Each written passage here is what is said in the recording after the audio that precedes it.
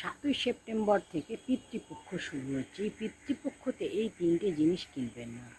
প্রথমত 1 নম্বর হচ্ছে ঝাঁটা।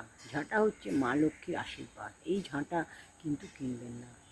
ঝাঁটা কিনলে সংসারের সুখ শান্তি নষ্ট হবে, মা লক্ষ্মী অসন্তুষ্ট হবে। পিতৃপক্ষতে ঝাঁটা কিনলে আর্থিক উন্নতি হবে না। 2 নম্বর হচ্ছে নুন। নুন কিনবেন না। পিতৃপক্ষতে নুন কিনলে আপনার পিতৃদেব অসন্তুষ্ট হবে। 3 নম্বর হচ্ছে সর্ষের তেল। সর্ষের তেল হচ্ছে শনিদেবের সাথে সংযুক্ত। এটা পিতৃপক্ষে শনি রুষ্ট হবে যদি আপনারা সর্ষের তেল কেনেন। আর্থিক উন্নতিতে বাধা হবে, সংসারে অশান্তি হবে, শনিদেব রুষ্ট হবে।